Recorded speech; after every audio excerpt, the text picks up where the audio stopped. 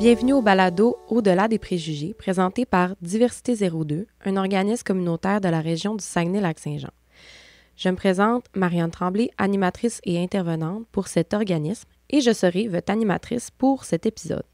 Aujourd'hui, on reçoit une personne qui nous parle de comment elle vit son homosexualité au travail, mais plus précisément dans un milieu qu'on pourrait croire rigide, c'est-à-dire la police.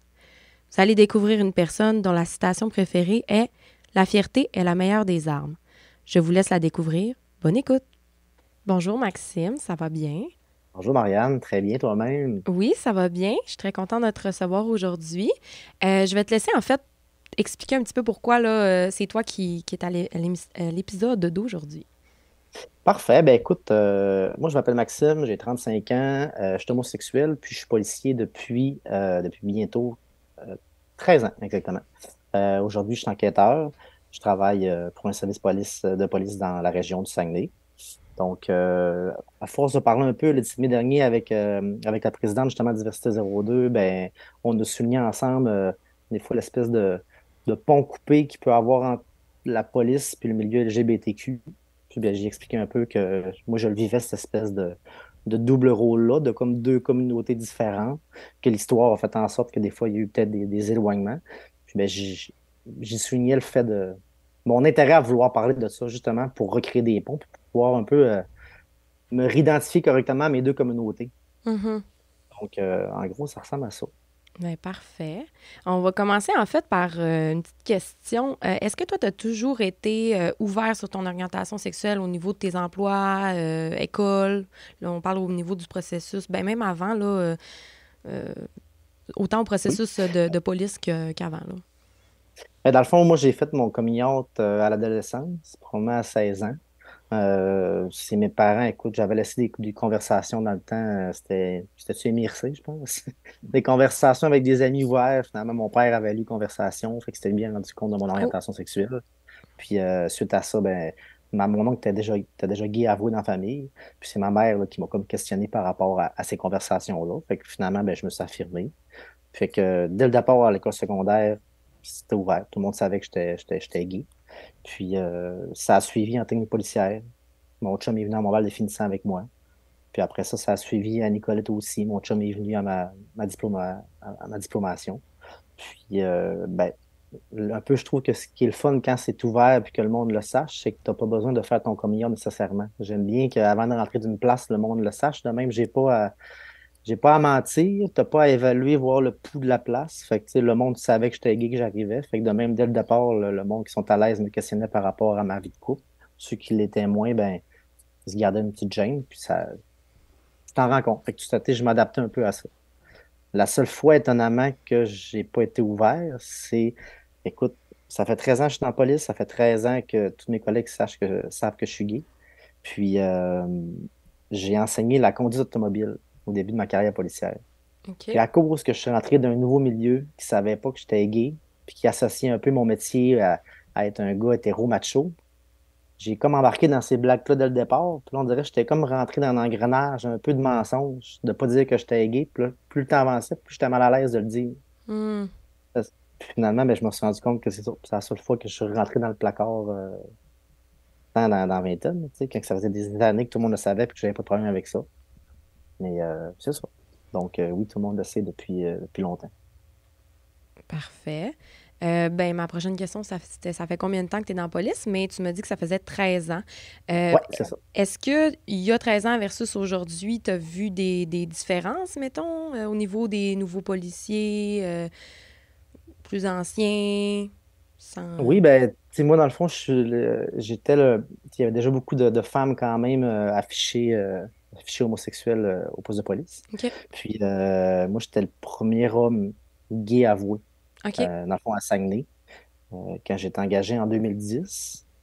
Donc, ben, quand j'étais engagé, ça m'a quand même surpris, mais tu sais, comme un des capitaines aujourd'hui à la retraite me l'avait dit, tu sais, les gars t'attendent en bas. Ça savait qu'il y avait un gay qui avait été engagé. On était 17. Ils savaient juste pas c'était lequel des 17 qui était homosexuel. Hmm. Fait que tout le monde avait l'air de voir, tout le monde avait hâte de voir c'était qui, c'était quoi, puis comment ça allait se traduire. OK. Comme Donc, une curiosité, là.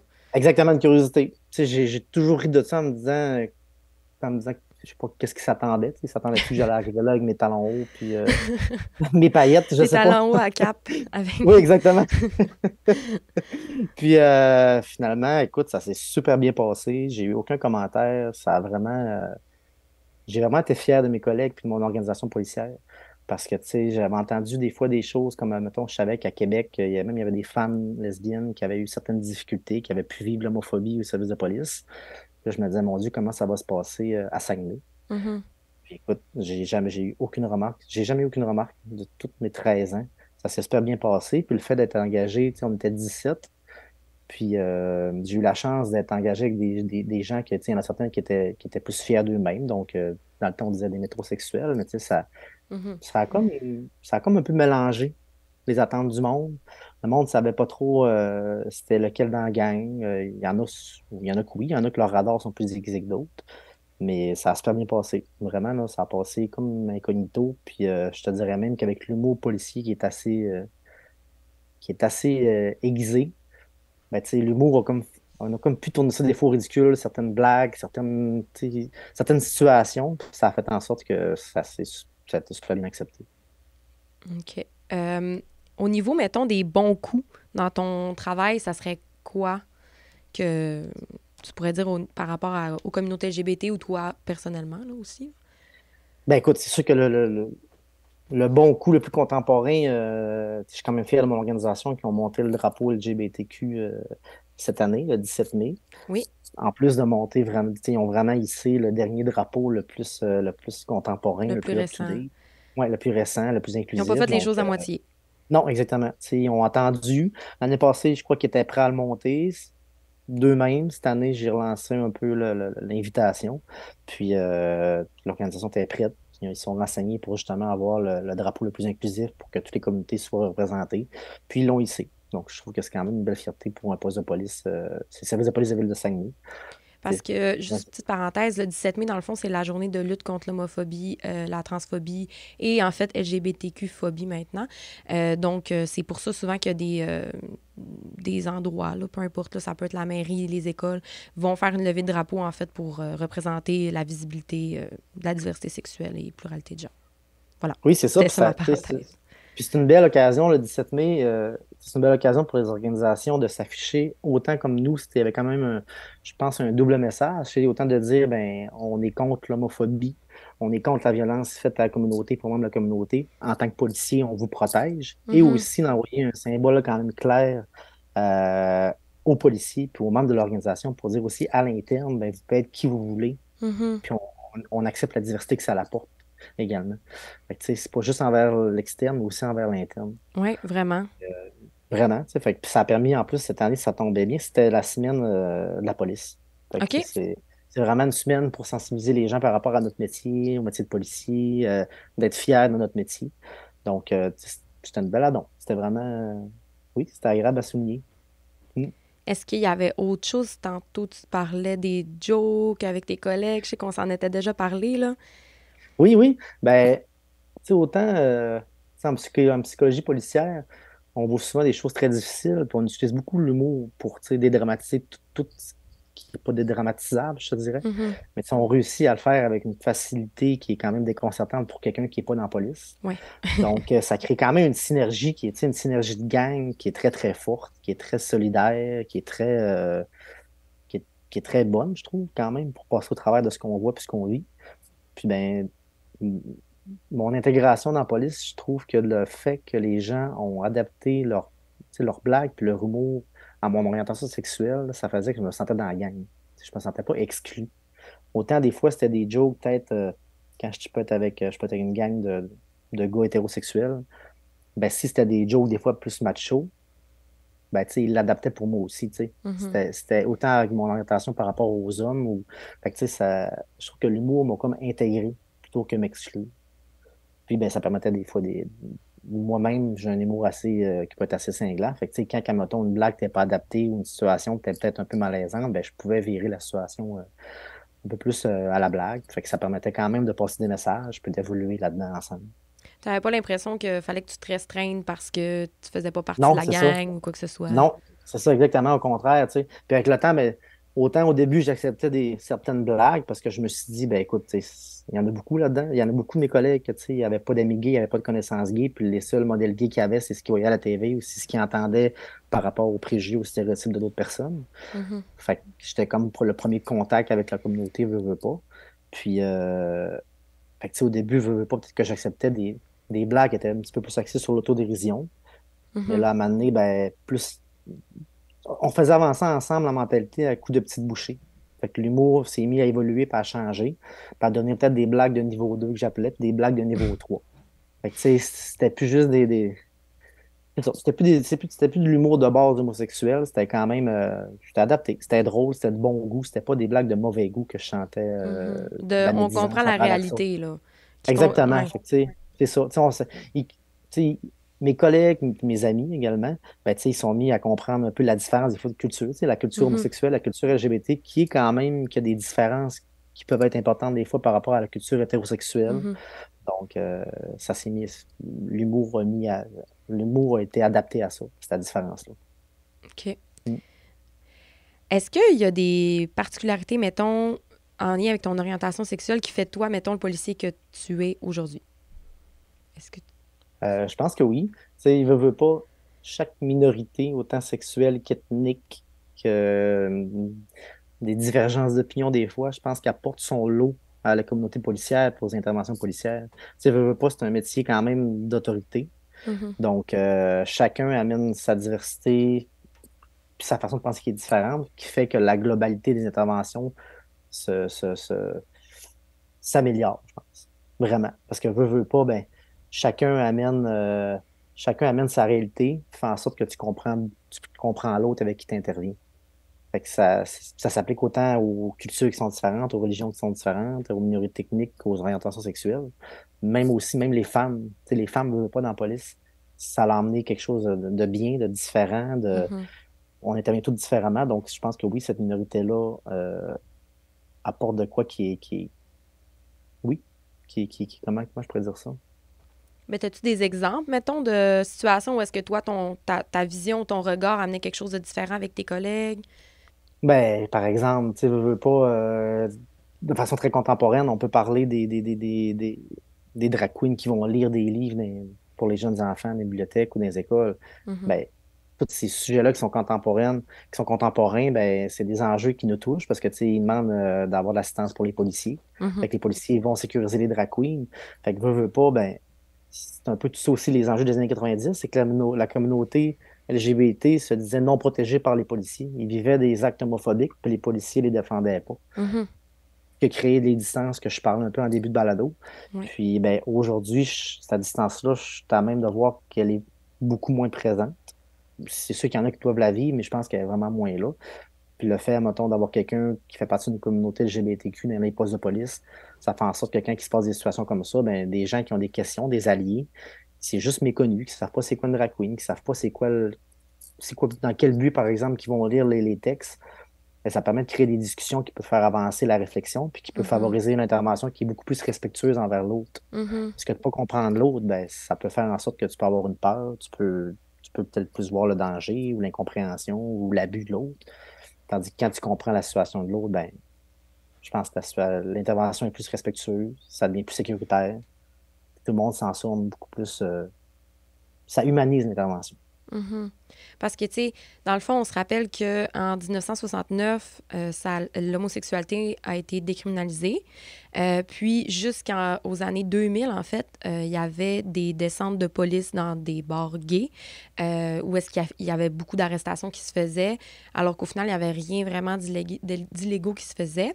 Euh, donc, c'est là où la genre de barrière que tu parlais tantôt, là, c'est probablement produit. Là, il y avait certains policiers qui eux-mêmes là, pouvaient des fois avoir des comportements extrêmement agressifs pour des motifs très, très moindres. Donc, ça a vraiment fait un gap entre les policiers puis les personnes des communautés LGBT. Là. Fait que je pense que c'est un petit peu là-dessus que tu parlais là, tu disais dans les années 90 Oui, avec... ben c'est ça. Tu sais, il y a eu des descentes, puis il y a eu de l'abus ouais. policier, tu sais, il y a eu des arrestations de masse. Mm. Veux pas, il y en a beaucoup là-dedans quand même qui étaient stimulés par par des commandes politiques. Tu sais, ça reste que l'air du temps était quand même axé sur faire le ménage du village, faire le ménage de certaines places. Puis il y avait Mhm. quand même de l'intolérance de la part de citoyens qui désiraient ça. Fait que c'était pas, je pense pas que les policiers se levaient le matin en disant on va là faire le ménage, mais c'était tout justifié par la mentalité de l'époque. Puis ben, c'est les policiers qui faisaient ça, qui rentraient un peu dans le tour, qui rentraient dans ces places-là, qui faisaient des arrestations de masse dans des saunas, dans des clubs gays, dans des discothèques gays. Mhm. Puis, tu sais, moi-même, j'ai des connaissances proches qui ont vécu ces descentes-là, tu sais, que toute leur vie, ils ont eu cette crainte-là, puis que je peux comprendre qu'aujourd'hui, encore pour eux, la police, il y a peut-être un manque de confiance, tu sais. Mais même moi, ça fait 13 ans que je suis là, puis j'avoue l'évolution qui est tellement rapide, l'évolution de la mentalité policière, l'évolution de la police, comment que ça a changé, comment que ça évolue, comment que notre rôle un peu de travailleur social a vraiment augmenté avec le temps. Mhm. Donc, il y a vraiment une compréhension des autres. Puis, par rapport à ce qui se passait justement dans les années 90-2000, ben, ce qui fait en sorte qu'aujourd'hui, encore aujourd'hui, ben, tu sais, il y a plusieurs organisations euh, de fierté gay pour les parades gays, comme même Montréal, Toronto, Mhm. ben, qui interdisent les policiers de parader en uniforme, les policiers homosexuels, tu sais. C'est ce qui apporte un peu mon point de créer des ponts, parce que ça fait des années que moi-même, j'aimerais parader avec mon uniforme, fier de mon travail, fier de mon orientation, fier du chemin que ma communauté policière a pu faire également. Puis tout ça dans le but de conserver les droits qu'on a dans le milieu gay. Ben, tu sais, je trouve que c'est important de s'afficher fièrement, mais tu sais, même moi, j'ai pas la capacité de le faire parce que les organisations LGBT ne veulent pas avoir la police dans les parades à cause justement des lésions qui sont encore là, qui sont encore présentes dues aux À ces descentes qu'il y a eu dans années-là, les là, années ouais. 90. Exactement, tu sais, Parce que c'est pas c'est, si je, loin, là. je le comprends, le mal, Mm. mais c'est sûr que moi qui est policier, moi qui est gay, ben, finalement, ben, je peux comme pas être les deux fièrement. Ouais, je comprends. Tu sais. Ouais. Je peux être fièrement gay d'un côté, sans mon uniforme. Je peux être fièrement policier d'un autre côté, avec mon uniforme. Je te dirais même qu'aujourd'hui, je peux être fièrement gay avec mon uniforme au travail. C'est accepté par mes collègues. Puis, tu sais, mais je peux pas être fièrement gay avec mon uniforme en dehors de mon travail. Ce Mhm. qui est quand même utopique. Tu Ouais. sais, on veut l'intégrer, on veut être intégré, on veut être égal, on veut l'égalité, on veut le respect. Ben, je pense que ça, c'est une part importante, c'est une autre marche à faire. Tu sais. Mhm. Parce que je pense que des gens comme moi dans la communauté policière, ben, ça favorise le respect envers la communauté. Puis ça, ben, je pense qu'il faut le reconnaître. Il faut aller de l'avant vers ça. Puis justement, je sais que pour toi, c'est vraiment important justement de d'afficher ton orientation sexuelle, tu sais, de le dire. Pourquoi c'est important comme ça pour toi? Ben, écoute, je fais le pont avec le balado Le Village. Dans le fond, on en parlait un peu en pré-entrevue. Mhm. Marie-Ève Tremblay, journaliste à Radio-Canada, a fait une série balado de 7 épisodes, si je ne me trompe pas, sur une série de meurtres qu'il y a eu des années 90, Ouais. 70, 90, dans le village à Montréal. Mhm. Puis, elle fait l'enquête, elle fait comme une série, je pense, que c'est 7 épisodes par rapport à les enquêtes policières là-dedans, par rapport à l'avancement des droits LGBT. Ça va jusqu'au mariage, ça va jusqu'à être reconnu comme communauté, à être protégé par les services publics, par le gouvernement, par les services de police, par la ville. Puis, Puis je pense il y a qu'à trois excuse, inter- à l'interview aussi des policiers, des personnes des communautés, des militants Oui, qui sont encore en vie, là, qui parlent des faits, là, dans le fond, qui étaient présents quand c'est arrivé, là. C'est super oui, puis intéressant. d'ailleurs, il y a même un policier là-dedans qui dit, tu sais, il dit, moi, j'étais gay, mais j'ai pas pu m'afficher dans mon poste de police. Puis, il faisait les descentes à contre-cœur, tu sais, ça devait Mhm. être tout qu'un déchirement, là. Oui, Mais, vraiment. tu sais, je peux comprendre, l'époque, peut-être le permettait pas. Euh, euh, donc, puis les intervenants, ils soulignaient là-dedans que une partie importante de l'avancement de nos droits a été que les gens se sont affichés, que c'est important de s'afficher dans notre travail, dans notre famille, dans nos amis. Puis c'est pas tant pour s'identifier à la culture homosexuelle ou LGBT, c'est de pas être mal à l'aise de rentrer au travail un lundi matin, puis tu sais, j'étais allé au chalet avec mon chum. Mm. C'est de parler de ses projets de voyage avec sa conjointe quand tu es une femme lesbienne, ou c'est de parler d'un Comme plaisir tous fou. les hétéros font à tous les Exactement. lundis matins. Exactement. C'est un plaisir fou de pas juste utiliser, un peu pas hypocritement, mais pour se protéger le terme, je suis allé avec mon partenaire. Pas mon partenaire, c'est mon conjoint, c'est mon chum. Mhm. Faut Mhm. que le monde pas tolère ça, faut que le monde l'accepte. Puis c'est à force des fois pas de le répéter de façon inutile ou, mais c'est important, ça met la table, puis ça met, ben, c'est ça que je suis, puis c'est ça que je suis en dehors du travail. C'est pas juste ce que tu penses que je suis, ben, voilà ce que je suis. Puis les intervenants dans le balado, c'est ça qu'ils disaient. À force de le dire, ben, veux pas, à chaque fois que quelqu'un qui t'aime et t'apprécie, c'est ton orientation, c'est ce que tu vis, il va être plus à même de devenir un allié, Mhm. puis d'être contre des mesures discriminatoires, puis d'être pour des changements législatifs qui sont en notre faveur. Mm. Parce que veux pas, si on fait juste voter une minorité, les lois passeront jamais.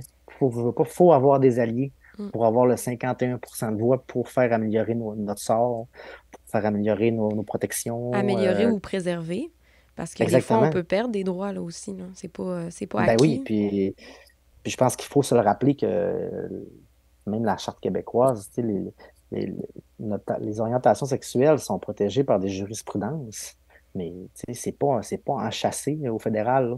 Tu sais, on n'est pas à l'abri de, sans être alarmiste, mais tu sais, on n'est pas à l'abri d'être comme, par exemple, comme la Floride ou les États-Unis, des fois qu'il y a un glissement par rapport aux droits LGBT, qu'il y a un glissement par rapport aux droits des femmes également. Mhm. C'est dur quand ça se met à virer de bord. C'est plus dur de défendre, c'est plus dur de revenir, c'est plus dur de revoir des droits qu'on a perdus que d'en avoir d'autres, là. Ça fait que je Mhm. pense que faut pas y perdre, puis en plus, il faut continuer d'avancer. Mm. Donc, tout le fait qu'il faut avoir des alliés. Puis par rapport à ça aussi, des fois, souvent, il y a les gens vont nous demander, nous, à quoi ça sert les parades, pourquoi les gens ont autant besoin d'afficher les couleurs et tout. Mais c'est exactement pour ce qu'est-ce qu'on vient de dire, là. Tu sais, c'est de continuer à préserver les droits, de continuer à avancer, de pas perdre ces droits-là, puis de dire, hey, on existe, on est là, tu sais, puis on est fiers d'être là, là, tu sais. Oui, ben c'est ça. Tu sais, en faisant une parade une journée par année, on n'enlève rien aux hétérosexuels, puis on Ben n'enlève non. rien aux autres combats non plus. Mm. Fait que je pense qu'il ne faut pas être contre ça. Je te dirais que moi, en tant que jeune gay, je l'ai été. Tu sais, je pense que chaque personne LGBT est peut-être propice des fois à tomber un peu dans l'espèce de dilemme de ah ben moi, je suis pas comme eux autres. Tu sais, moi, je suis un gay différent de tes stéréotypes, tes préjugés. Puis de cette façon-là, c'est facile de se faire accepter. C'est Mhm. facile de, Ben c'est oui. facile de, c'est facile de tomber dans l'hétéronormativité. Tu sais, ah, moi, j'ai mon Mhm. chum, j'ai ma maison, j'adopte 2 enfants, puis j'ai mon chien, puis tu sais, je suis accepté comme homosexuel. Mais ça reste que tu es toujours propice quand même à être victime de préjugés, de stéréotypes. Puis, tu sais, c'est important de ne pas juger ta propre communauté, admettons, à cause de la parade ou à cause des fois des extrêmes. Tu sais, des extrêmes, il y en a dans Mhm. les hétéros, il y en a partout des extrêmes. Mais ça fait pas en sorte qu'il faut que tu te dissocies nécessairement de ta cause, de ta situation. Ouais, puis tu sais, ça me fait penser à nous, quelque chose qu'on aborde, là, tu sais, dans la vie, il y a la marginalisation, il y a l'acceptation, puis l'inclusion.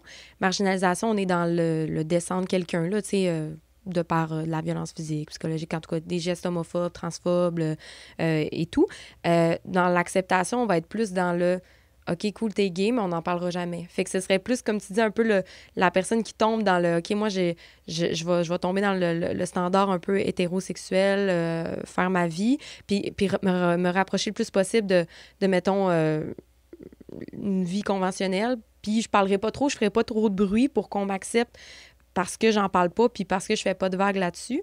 Mais tu as l'autre côté qui est l'inclusion, où est-ce que là, tu peux parler, comme tu disais tantôt, de ah ben là, moi, en fin de semaine, j'ai fait ça avec mon chum, j'étais allée au chalet avec mon chum. Tu sais, parler comme une personne hétérosexuelle va parler. Là, on est dans de l'inclusion. Là, on est dans t'es une personne comme moi, puis tu peux parler des choses comme moi. Tu as la permission d'être qui tu es. Et non juste soit la personne qu'on apprécie, mais déborde pas, tu sais. Ça, c'est Ben, plus exactement. l'acceptation. Je sais pas Juste si c'était un, tu clair, là, sais, mais.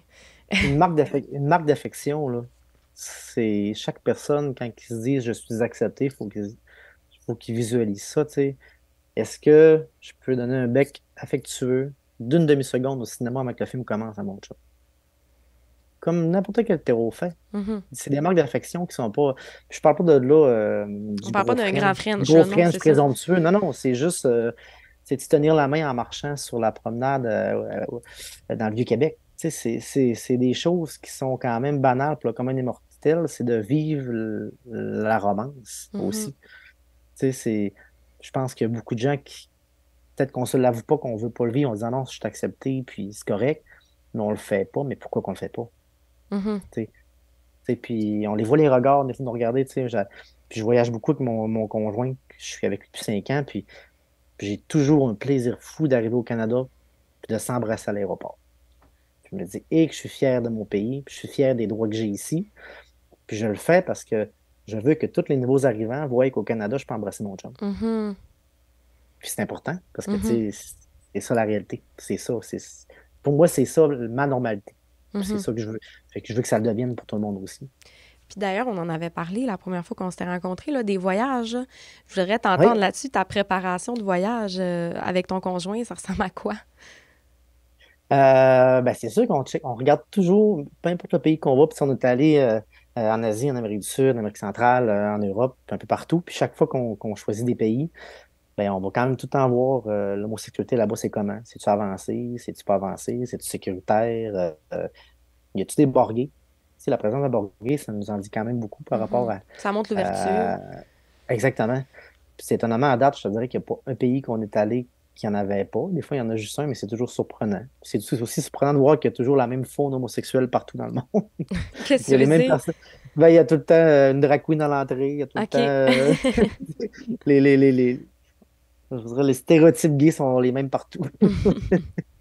Mais c'est ça, ça reste qu'on vérifie toujours quand même qu'est-ce que c'est d'être gay puis de s'afficher dans ces pays-là.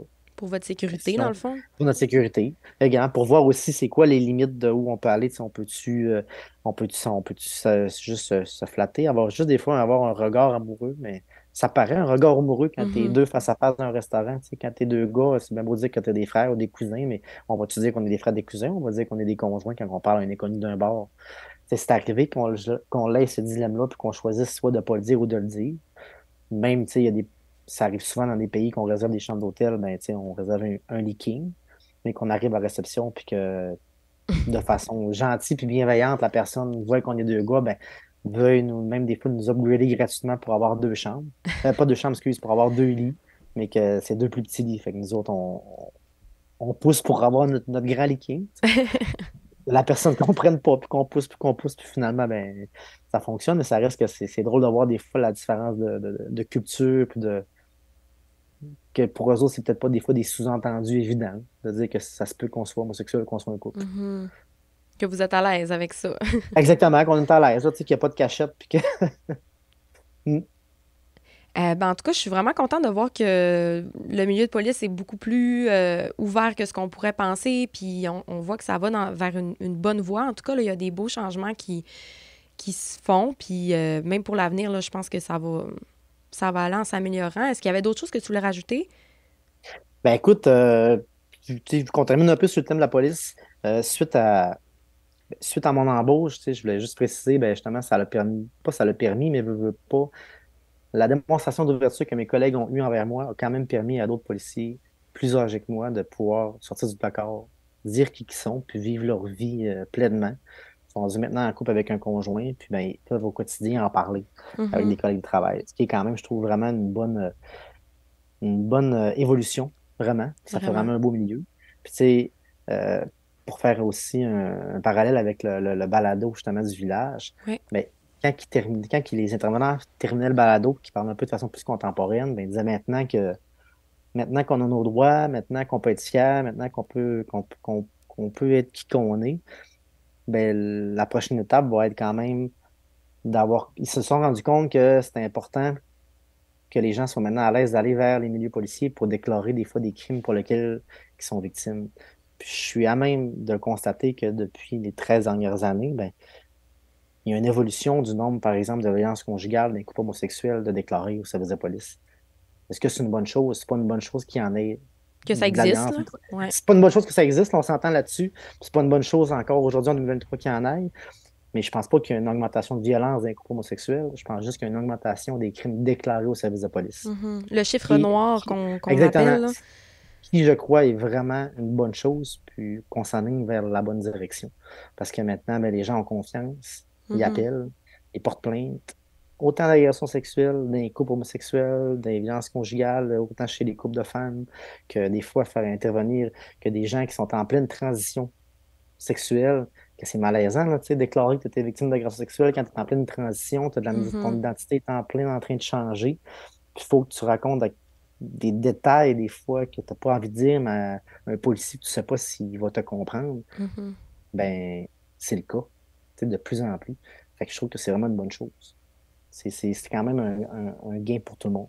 Vraiment. Mm. Ben, merci beaucoup, Maxime. Pour vrai, super contente de t'avoir reçu sur le podcast. Ben, moi aussi, pareillement. Merci de l'invitation.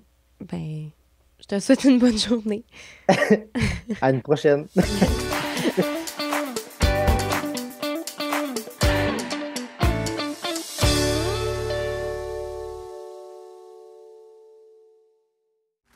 Ce balado est produit en collaboration avec la Télédio du Lac.